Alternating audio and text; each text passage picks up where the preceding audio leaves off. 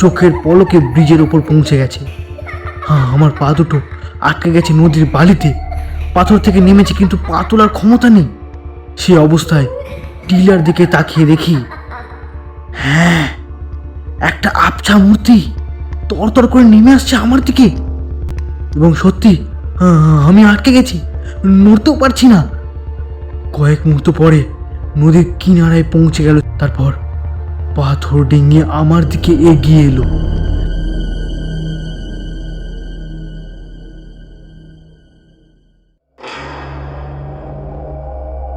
Basics 2.0 তোমাদের সবাইকে জানাই স্বাগত। বিভিন্ন স্বাদের গল্প শুনতে এখনই সাবস্ক্রাইব করো আমাদের ইউটিউব চ্যানেলকে, আর পাশে থাকা বেল আইকনটা প্রেস করতে ভুলো না, যাতে যখনই নতুন কোনো গল্প আসে তার নোটিফিকেশন সবার আগে তোমার কাছে যায়। আজ তোমাদের জন্য বাংলা সাহিত্যের এক অন্যতম লেখক সৈয়দ মুস্তাফা সিরাজের গল্প স্টেশনের নাম ঘুমঘুমি। গল্পটি আমরা নিয়েছি পত্রভারতী থেকে প্রকাশিত সৈয়দ মুস্তাফা সিরাজ ভৌতিক গল্প সমগ্র এই বইটি থেকে। আজকের গল্পের প্রধান চরিত্রে রয়েছে কথক, অরুণ মামা, ভজুয়া, সাধুজি, পাগলি ও মঞ্জু। আজকের গল্প পাঠে অরূপ, অন্যান্য কয়েকটি ভূমিকায় শ্বেতা এবং আমি পূজা। তাহলে শুরু হচ্ছে আজকে আমাদের গল্প স্টেশনের নাম ঘুমঘুমি।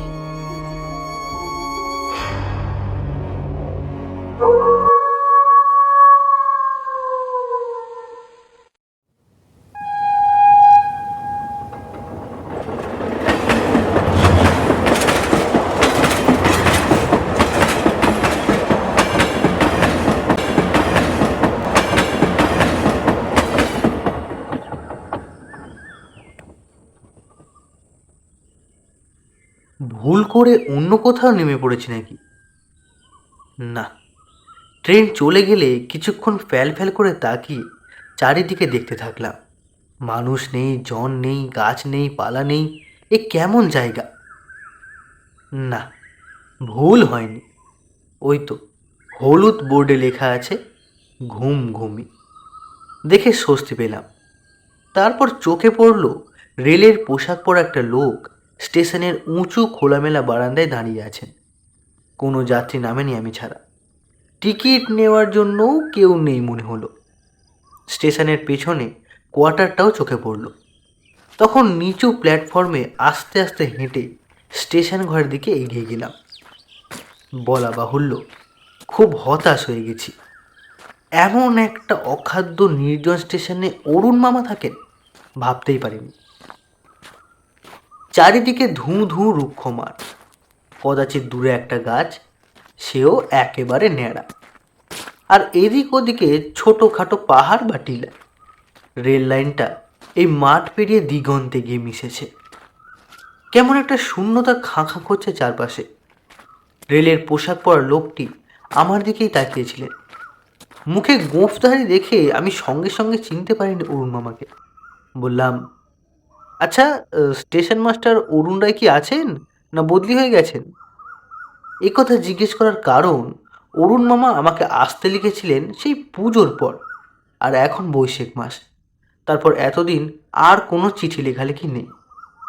তা আমার কথা শুনে ভদ্রলোক ভুরু কুঁচকে বললেন, বদলি হবেন মানে? তিনি বল তবিয়তেই আছেন। তুমি কোত্থেকে আসছো? কলকাতা থেকে। অরুণবাবু আমার মামা হন। অমনি ভদ্রলোক লাফিয়ে উঠে হাসতে হাসতে বললেন,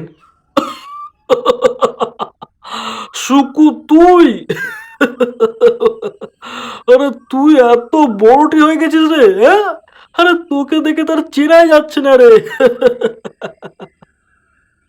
আর আমিও দাড়ি গোঁফের আড়ালে অনেক দিন আগে দেখা মুখখানা আবিষ্কার করে ফেলেছি তক্ষণি। বললাম, আরে আরে ও মামা, আপনাকেও যে চেনা যাচ্ছে না। দাড়ি গোঁফ রেখে একেবারে সন্ন্যাসী হয়ে গেছেন যে। অরুণ মামা আমাকে জাপটে ধরে এগিয়ে গেলেন। স্টেশন ঘরের দরজায় পয়েন্টসম্যানকে ডেকে বললেন, বুঝুয়া, এ কে এসেছে দেখ, আমার বাগনে সুকুমার। ভজুয়া আমাকে দেখে সেলাম করলো। অরুণ মামা বললেন, আচ্ছা বাবা ভজুয়া, আমি একে কোয়ার্টারের দিকে নিয়ে যাই, তুই থাকিস। সন্ধ্যে 6টার ডাউন আসার সময় হয়ে গেল, সিগন্যাল দিয়ে রাখ। ওকে আরও কিছু নির্দেশ দিয়ে অরুণ মামা আমাকে নিয়ে চলতে থাকলেন। গেট পেরিয়ে একটা চটার মতো জায়গায় কুয়ো আছে দেখলাম। কুয়োর কাছে একটি দেহাতি মেয়ে বালতি করে জল তুলছিল। ঘুমটা টানলো আমাদের দেখে। অরুণ মামা বললেন, লক্ষ্মী বউ, বল তো একে। বলতে পারলি না তো? আরে আমার ভাগ্নে রে, আমার ভাগ্নে কলকাতা থেকে আসছে। লক্ষ্মী বউ, তুই জল তুলে একবারটি আসবি, বুঝলি? একটা মোটে কোয়ার্টার। তার দরজার তালা খুলতে খুলতে অরুণ মামা বললেন, আমার বন্ধু বল, দেখাশোনা লোক বল, সব এই ভোজু আর তার বউ লক্ষ্মী। একজন খালাসি ছিল ঝাঁটুয়া নামে, সে বেটা অনেক চেষ্টা করে বদলে নিয়েছে, আর নতুন লোক আজ অবধি এলো না। কেউই আসতে চায় না এই ঘুম ঘুম স্টেশনে, বুঝলি? বললাম, কেন মামা? অরুণ মামা ঘরে ঢুকে বললেন, কেন তা বুঝতে পারছিস না শুকু? এই পাণ্ডব বর্জিত নির্জন জায়গায় কেউ কি থাকতে চায়? কিছুক্ষণের মধ্যেই মানুষ এখানে হাঁপিয়ে উঠবে। আপনি আছেন যে, তাছাড়া ওই ভোজু আর তার বউ তো আছে। অরুণ মামা আমার প্রশ্ন শুনে একটু হাসলেন, বললেন, এর কোনো স্পষ্ট জবাব দেওয়া সত্যি খুব কঠিন শুকু। শুধু এটুকু বলতে পারি, নির্জন জায়গায় থাকতে কোনো কোনো মানুষ হয়তো ভালোবাসে, যেমন আমি। প্রথমে কিছুদিন ভালো লেগেছিল, তারপর খারাপ লাগতে শুরু করলো। তখন পড়াশোনায় মন দিলাম, রাজ্যের বইপত্র কিনে আনি জংশন শহর থেকে আর পড়ি। তারপর সবই সয়ে গেল। এখন বরং এই জায়গা থেকে চলে যেতে হলে খুব কষ্ট পাবো। যাকগে, তুই 48 ঘন্টার জার্নিতে ক্লান্ত, বারান্দায় বালতিতে জল আছে, হাত মুখ ধুয়ে নে, আমি চা জল খাওয়ার ব্যবস্থা করছি। অরুণ মামা চোখ নাচিয়ে ফের বললেন, আহ, বুঝতেই তো পারছিস, সবাক খায়, কিন্তু আমার রান্নার স্বাদ পেলে আর কলকাতায় ফিরতে ইচ্ছেই করবে না তোর। আজ রাতে কি রান্না করবো জানিস? পাঁঠার মাংস। অবাক হয়ে বললাম, পাঁঠার মাংস? এখানে কোত্থেকে পেলেন মামা? মাইল 5 দূরে চণ্ডিকা দেবীর মন্দির আছে, কাল তোকে নিয়ে যাব সেখানে। মন্দিরের পুরোহিতের সঙ্গে আমার খুব খাতির আছে, বলি পড়লেই প্রসাদী মাংস পাঠিয়ে দেন। বলে অরুণ মামা কেরোসিন কুকার ধরাতে ব্যস্ত হলেন।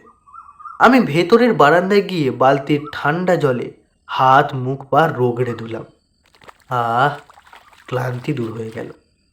উঠোনের কোণায় পাঁচিল ঘেঁষে একটা প্রকাণ্ড জবা গাছে বড় বড় ফুল ফুটেছে। এই রংহীন নীরস শ্রীহীন তেপান্তরে ওই ফুলগুলো দেখে যে কি ভালো লাগলো তা বলে বোঝাতে পারবো না। ফুলগুলো যে সত্যিকার ফুল বিশ্বাস করাই কঠিন। চোখ জুড়িয়ে যাচ্ছে তো বটেই, এমন গোলাপি পাপড়ি এবং হলুদ পরাগের জবা এর আগে আমি কখনো দেখিনি। তার চেয়েও আশ্চর্য ব্যাপার, জবা ফুলে গোলাপের মতো মিঠে ঝাঁঝালো গন্ধ কেন? কাছে গিয়ে খুঁজছিলাম পাশে কোথাও গোলাপ আছে নাকি, কিন্তু না, আর কোনো ফুল গাছ নেই, শুধু ওই একটাই জবা গাছ, প্রকাণ্ড ঝাড়। তাজ্জব হয়ে ভাবছি, একটা নতুন ব্যাপার দেখলাম তাহলে। জবা ফুলে গোলাপের মতো গন্ধ। ঠিক এমন সময় পাঁচিলের উপর একটা বছর 10-12 বছরের মেয়ের মাথা দেখা গেল। আমি একটু চমকে উঠেছিলাম। তারপর মেয়েটির পাঁচিলের ওপর উঠে এসে পা ঝুলিয়ে বসলো। তখন সূর্য ডুবে গেছে ঘুমঘুমির মাঠে, ফিকে গোলাপি আলোটাও মুছে গেছে। মেয়েটি হাসি মুখে আমার দিকে হাত বাড়িয়ে দিল। তার কোঁকড়ানো চুলগুলো ঈষৎ লালচে, চোখের তারা নীল, ঠিক মেম সাহেবদের মতো, আর গায়ের রং ধপধপে ফর্সা। বললাম, কোথায় থাকো খুকুমণি? ফ্রক পরা খুকুমণিটি হেসে বাইরের দিকে আঙুল তুলে দেখালো, কিন্তু বাইরে তো কোনো বাড়ি দেখিনি কোথাও। হ্যাঁ, একটা ছোট ঘর আছে বটে, সেখানে সম্ভবত ওই ভজুয়ারা থাকে। ও, তাহলে ভজুয়ারি মেয়ে। মেয়েটি হাত বাড়িয়ে এবার ফিসফিস করে বলল, একটা ফুল দাও না গো।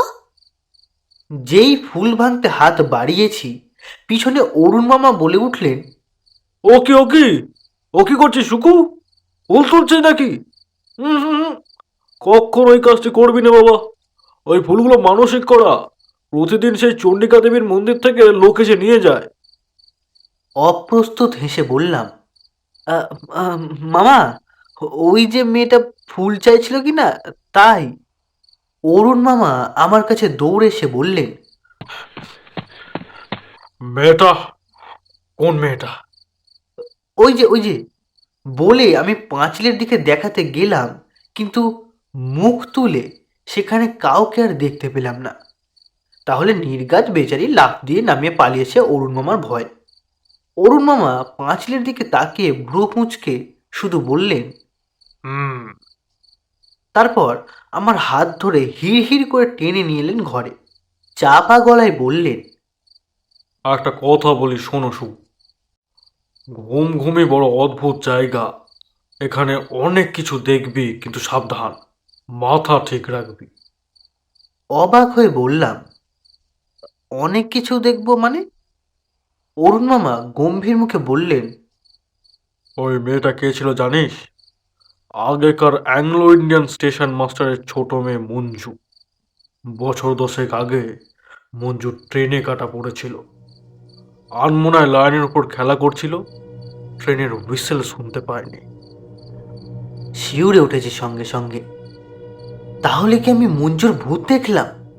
অসম্ভব, আমি তো প্রত্যক্ষ দেখলাম। নিশ্চয়ই মামা আমার সঙ্গে তামাশা করছেন।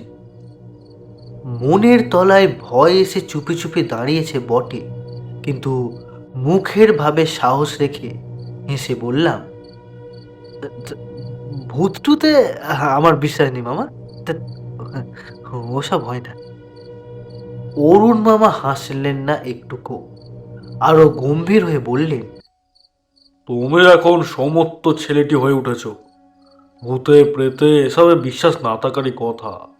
বিশেষ করে কলকাতায় থাকো তুমি, সেখানে আলোর দেশ। কিন্তু বাবা সুকু, এ হলো অন্ধকারের দেশ।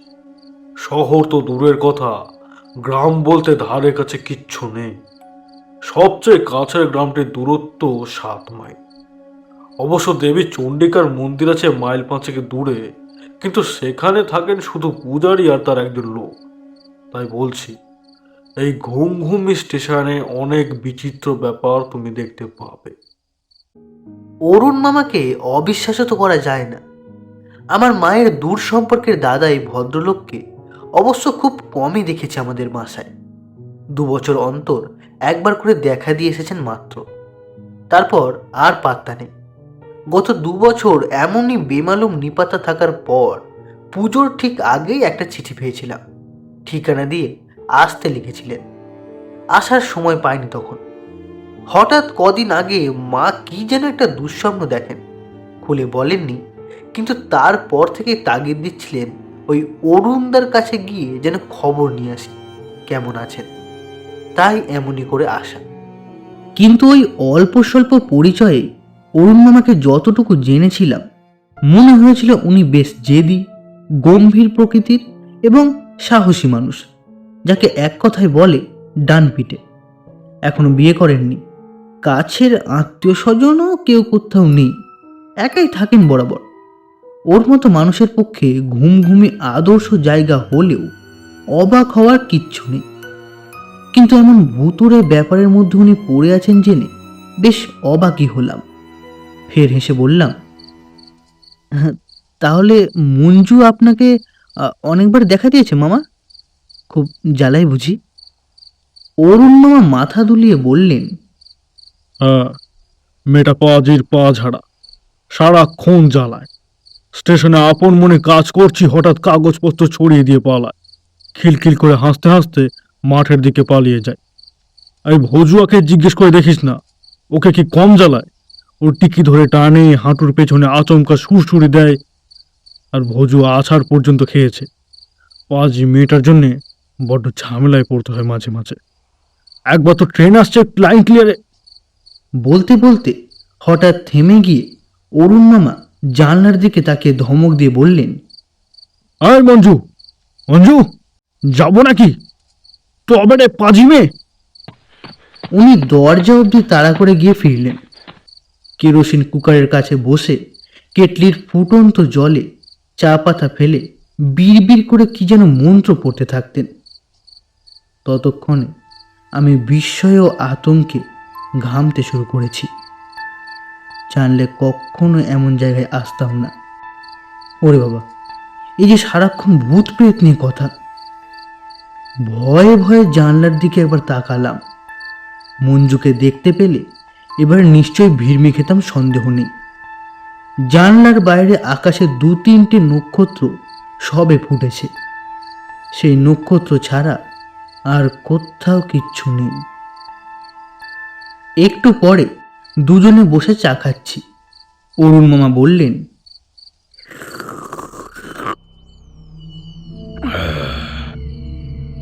হ্যাঁ, আচ্ছা বলছিলাম, এই স্টেশনে অনেক ট্রেন বা মালগাড়ি আসতে যেতে দেখবে।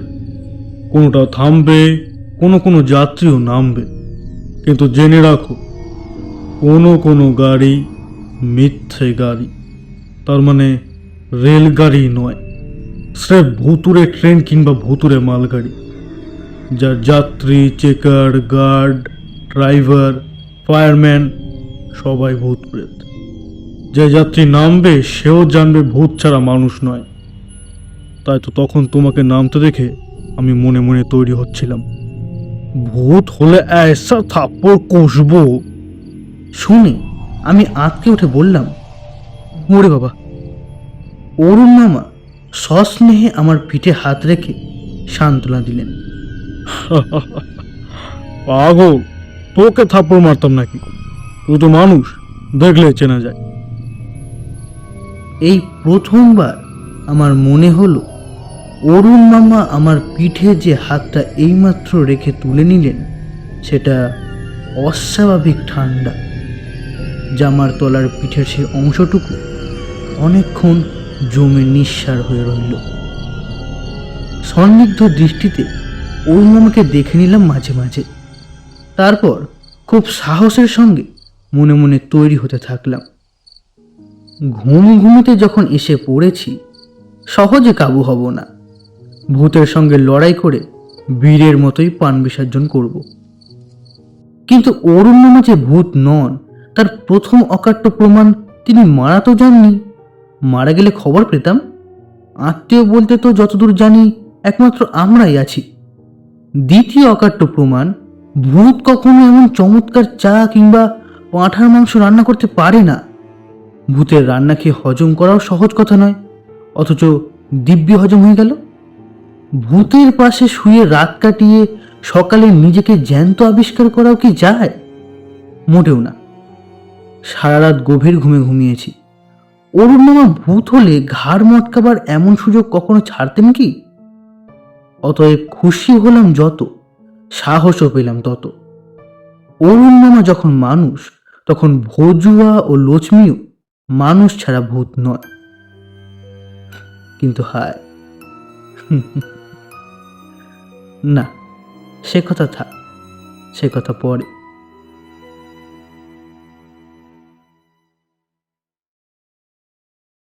শুধু আগের স্টেশন মাস্টারের মেয়ে হতভাগিনী মঞ্জুর ব্যাপারটা ধাঁধা থেকে গেল। কতবার উঠোনের জবা ফুলের গাছে কাছে গিয়ে দাঁড়ালাম সারাটা সকাল, কিন্তু সে আর ফুল চাইতে এলো না। ফ্রক পরা সুন্দর অতটুকু মেয়েটা, কতই বা বয়স হবে, আর 10-12 বছরের বেশি নয়। তাকে আবার দেখতে পেলে জিজ্ঞেস করতাম, ভূত হওয়াটা সুখের না দুঃখের? আর ভূতেরা থাকেই বা কোথায়? একসময় হঠাৎ আবিষ্কার করলাম, জবা ফুলগুলো তো কালকের মতো আর সুগন্ধ ছড়াচ্ছে না, স্বাভাবিকভাবেই গন্ধহীন হয়ে গেছে আবার। তখন ভীষণ চমক লাগলো। তাহলে কি মঞ্জুর আবির্ভাবের সঙ্গে সেই মিষ্টি গোলাপ ফুলের গন্ধের কোনো সম্পর্ক আছে? নিশ্চয় আছে। মঞ্জু এসেছিল বলেই জবা ফুলের মধুর সুগন্ধ ছড়াচ্ছিল। এই গন্ধ মঞ্জুই নিয়ে আসে। পরে কথাটা অরুণ মামার কানে তুললাম। উনি বললেন, হ্যাঁ, তুমি ঠিকই ধরেছ সুকু।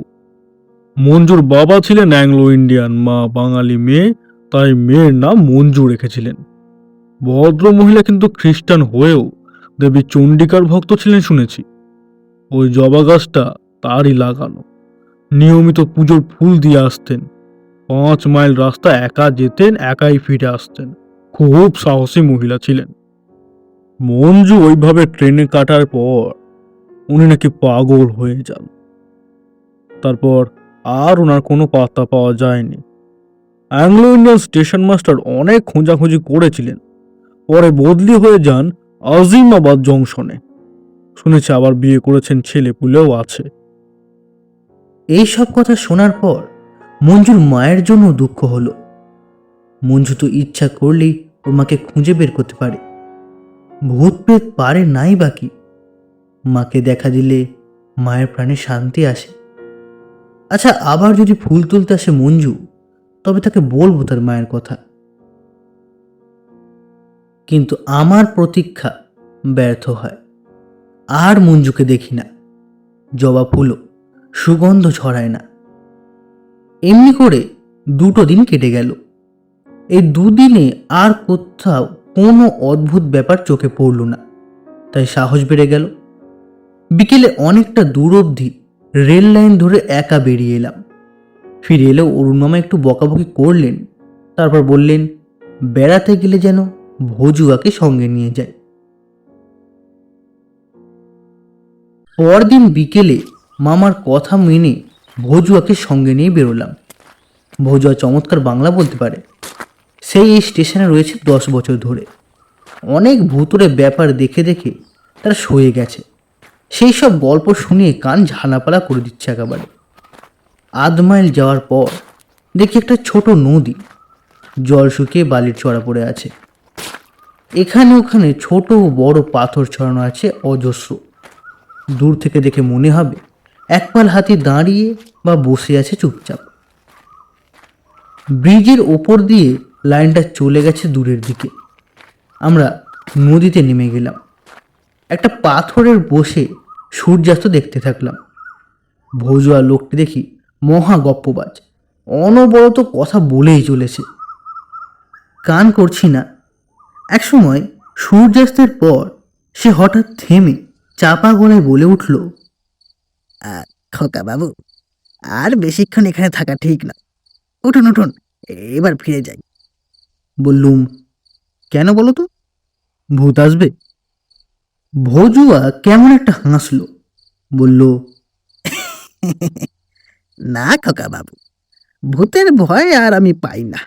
আমার বউ তো করেই না, আপনার মামা বাবু না, কেউ আমরা ভয় পাই না ভূত দেখে। তাহলে আর থাকা ঠিক নয় এটা বলছো কেন? ভজুয়া ভয়ার্ত চোখে নদীর ধারের একটা টিলা দেখিয়ে বলল, ভূতের চেয়েও সাংঘাতিক একজন ওখানে থাকে খোকা বাবু। চুড়েল কাকে বলে জানেন? চুড়েল? সে আবার কি? শাকচুন্নি নাকি যেন বলে আপনাদের বাংলা মুলুকে। কালো কুচকুচে গায়ের রং, মুখটা পেঁচার মতো, লম্বা শরীর, চোখ দুটোর পাতা নেই, তাই পোলো পরে না, মেয়েদের মতো সাদা কাপড় পরে থাকে। আর খোকা বাবু, তার পা দুটো পিঠের দিকে, মানে উল্টো দিকে ঘোরানো। উল্টো পায়ে হেঁটে স্থির তাকিয়ে সে আপনার দিকে এগিয়ে আসবে। আপনাকে সে মন্তর দিয়ে আটকে ফেলবে, আপনি নড়তেও পারবেন না।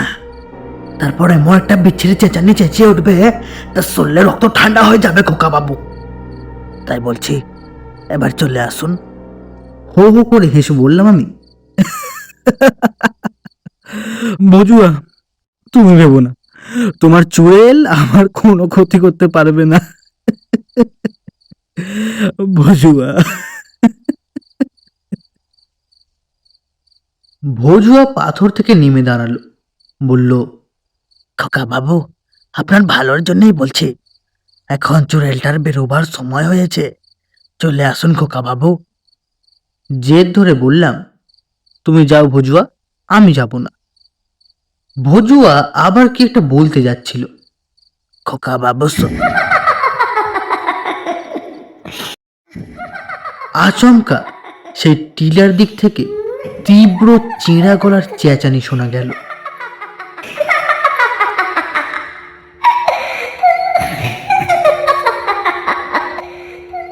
ভজুয়া ঠিকই বলেছিল, ওই চিৎকার কোনো মানুষের তো নয়, কোনো জন্তুরেরও নয়। পৃথিবীর কোনো শরীরী প্রাণী অমন অমানসিক চিৎকার করতে পারে না।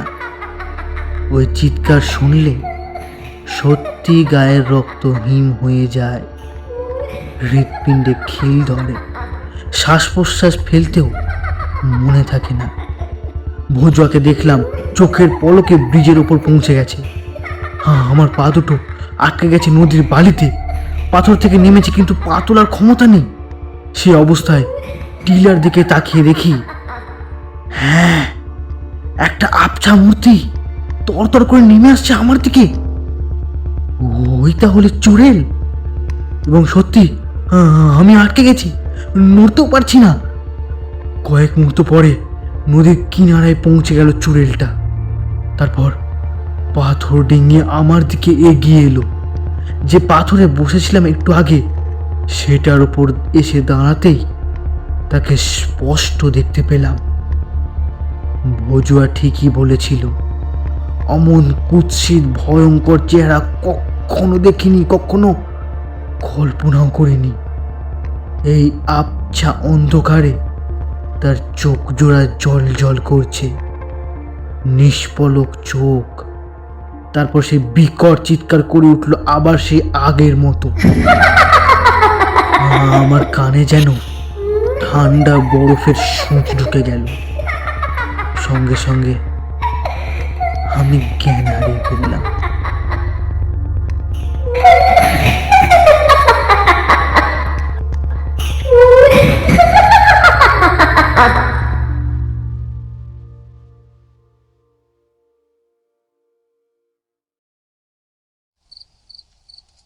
যখন জ্ঞান হলো, বুঝতে পারলাম না কোথায় আছি। একটু পরে যেন টের পেলাম শক্ত মাটিতে শুয়ে আছি এবং কে আমার মুখের সামনে জলের ঝাপটা দিল। তখন চোখ খুলে দেখি একটা পিদিম জ্বলছে। বদ্ধ এবং ছোট্ট একটা জায়গায় আমি নগ্ন পাথরের মেঝেতে শুয়ে আছি। ধর্মর করে উঠে বসতেই কে যেন হিন্দিতে বলল, तबीयत ठीक है बेटा? शरीर ठीक আছে তো? একজন নেংটি পরা জটাধারী সাধুকে দেখতে পেলাম। আমার পিছনে বসে আছেন। তার এক হাতে একটা পিদিম, অন্য হাতে জলের লোটা। এবার লোটাটা এগিয়ে দিয়ে বললেন, লো বেটা, জল খাও। ঢক ঢক করে জল খেয়ে মাথা একবার পরিষ্কার হয়ে গেল। বললাম, আমি কোথায় আছি? সাধু বললেন, আমার ডেরায় আছো বাবা, কেন ভয় নেই। কেমন করে এখানে এলাম আমি? আমি তুলে নিয়ে এসেছি বেটা। নদীর চড়ায় অজ্ঞান হয়ে পড়েছিলে। ভাগ্যিস আমি তখন গিয়েছিলাম নদীর বালি খুঁড়ে জল আনতে, নয়তো খুব বিপদে পড়ে যেত বেটা। এসব পাহাড়ে খুব চিতাবাঘের উপদ্রব আছে, মোরা ভেবে তোমাকে খেয়ে ফেলতো। ভগবানের দোয়ায় তুমি খুব জোর বেঁচে গেছো বেটা। বলে সাধু একটু হাসলেন। বললাম, তাহলে দেখছি চুড়েলটা আমাকে মেরে ফেলতে পারেনি। সাধু গম্ভীর হয়ে তাকালেন আমার দিকে। বললেন, চুড়েল? হ্যাঁ সাধু বাবা, আমি একটা চুড়েলকে দেখে তার চিৎকার শুনে জ্ঞান হারিয়েছিলাম। সাধু আবার হো হো করে হেসে উঠে বললেন, বুঝেছি তুমি কাকে চুড়েল বলছো বেটা। বোকা লোকেরা তাই রটিয়েছে বটে। ও চুড়েল নয়, তোমার আমার মতো মানুষ। মানুষ? অবাক হয়ে বললাম, হ্যাঁ বেটা, ও এক হতভাগিনী মেয়ে, পাগলি। এই পাহাড়ের একটা গুহায় থাকে। খিদে পেলে দূর দিগন্তের গ্রামে রাতে গিয়ে খাবার চুরি করে এনে খায়। কারণ ও ভিক্ষে চাইলে কেউ দেয় না বেটা। ওর চেহারাটা আগুনে পুড়ে ওরম বিভৎস হয়ে গেছে। কেন সাধু বাবা? ওর একমাত্র মেয়ে ঘুমঘুমে স্টেশনে ট্রেনে কাটা পড়ে মারা যায়। সেই শোকে ও পাগলিনী হয়ে কোথায় যেন চলে গিয়েছিল। পরে ফিরে এলো যদি, কে ওই নির্জন স্টেশনে ওকে খেতে পেতে দেবে বেটা? পেটের জ্বালায় বেচারি গ্রামে গ্রামে ভিক্ষে করতে যেত। আর ওর সেই মেয়ের বয়সে কোনো মেয়ে দেখলে তার দিকে তাকিয়ে থাকতো। বিহারের সব গায়ের অশিক্ষিত কুসংস্কার আচ্ছন্ন সব মানুষেরা ওকে ডাইনি ভেবে আগুনে পুড়িয়ে মারবার চেষ্টা করলো বেটা। দৈবাত ক্রমে সেদিন সে গ্রামে পুলিশ এসেছিল।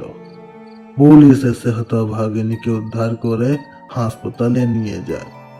তারপর ঘাস সেরে উঠলে সে পালিয়ে আসে আবার এই ঘুমঘুমিতে।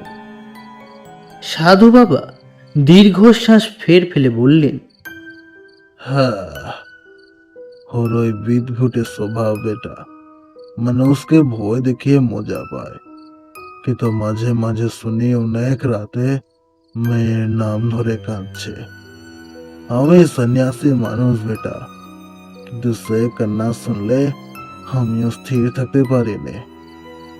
বললাম, কিন্তু ওর স্বামী তো বেঁচে আছেন শুনলাম। জংশনে না কোথায় আছেন যেন সেই অ্যাংলো ইন্ডিয়ান ভদ্রলোক? সাধুজি বললেন, সে খোঁজ কি আমি নিইনি বেটা।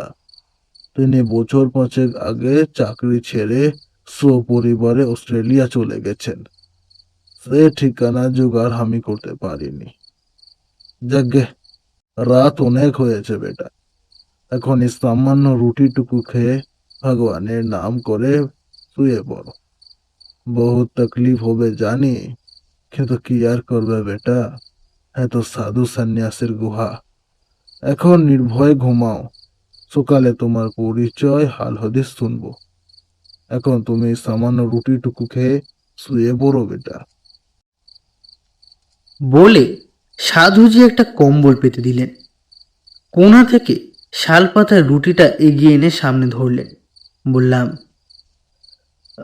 আপনি বরং আমায় স্টেশনে পৌঁছে দিয়ে আসুন সাধু বাবা। মামা খুব ভাবনায় পড়বেন আমি না ফিরলে। সাধুজি অবাক হয়ে বললেন, স্টেশন? কোন স্টেশন? আর তোমার মামাই বা কে? কেন? ঘুমঘুমি স্টেশন? আমার মামা সেখানকার স্টেশন মাস্টার। সাধুজি সংনিগ্ধ দৃষ্টিতে তাকিয়ে বললেন, কে বলছো তুমি? ঘুমঘুমি তো কবে থেকে পুরো হয়ে আছে। সাইনবোর্ডে আর ভাঙা স্টেশন ঘরের গায়ে বড় বড় ইংরেজি হরফে লেখা আছে অ্যাবান্ডন। আমি হতভম্ব হয়ে বললাম, ও অসম্ভব। আজ 3 দিন ধরে আমি সেখানে আছি সাধু বাবা। ঘুমের টিকিট কেটে তো এখানে পৌঁছেছিলাম। সাধুজি হো হো করে হেসে উঠে বললেন, এ ছেলের মাথা গড়বড় হয়ে গেছে। ঘুমঘুমের স্টেশনের নামে কোনো টিকিট নেই বেটা। তবে নিশ্চয়ই ভুল করছো। আর ঘুমঘুমের টিকিট চাইলে আজিমাবাদ জংশনের বাবুরা আনাড়ি লোক ভেবে পরে স্টেশনের নাম ঠিক দিয়ে দেয়। পরে স্টেশনের কি নাম জানো? ঝুমঝুমি। টিকিট তো আমার এই প্যান্টের পকেটেই ছিল। তক্ষুনি বের করে অবাক হয়ে দেখি লেখা আছে ঝুমঝুমি। আবার অজ্ঞান হয়ে যাব মনে হলো।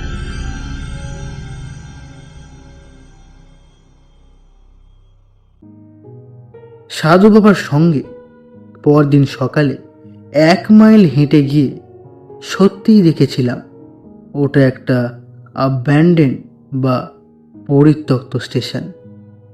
যাত্রী ওঠানামা করে না বলে আজিমাবাদ নলগড় ব্রাঞ্চের এই স্টেশনটা কবেই বাতিল হয়ে গেছে। আর কলকাতায় ফিরে গিয়ে শুনি মা চলে গেছেন পাটনা। পাটনা রেলওয়ে হাসপাতাল থেকে টেলিগ্রাম গিয়েছিল ঝুমঝুমের স্টেশন মাস্টার অরুণ রায় করোনারি থ্রম্বোসিসে মারা গেছেন। হ্যাঁ, ভাঙা স্টেশন কোয়ার্টারের কাছে কোনো জবা গাছও ছিল।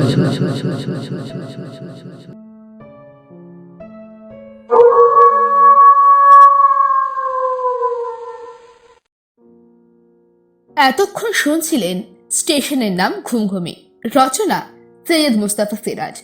আজকের গল্পের বিভিন্ন চরিত্র রয়েছে পাগলি, শ্বেতা, গল্প পাঠে ও সমগ্র পুরুষ কণ্ঠে এবং পরিচালনায় অরূপ, মঞ্জু এবং গল্পের সূত্রধার আমি পূজা। এবার তোমাদের পালা। যদি গল্পটা ভালো লেগে থাকে তোমাদের, তাহলে লাইক এবং কমেন্ট করতে ভুলো না এবং নিজের বন্ধু বান্ধব এবং আত্মীয় স্বজনদের সাথে বেশি বেশি করে শেয়ার করো গল্পটা। আর অতি অবশ্যই সাবস্ক্রাইব করতে ভুলো না আমাদের চ্যানেল BSX 2.0 কে। তাহলে এখন বিদায়, ফিরছি খুব শিগগির নতুন কোনো গল্প নিয়ে। ততক্ষণের জন্য শুনতে থাকো এবং সঙ্গে রেখো BSX 2.0। বিদায়, শুভরাত্রি।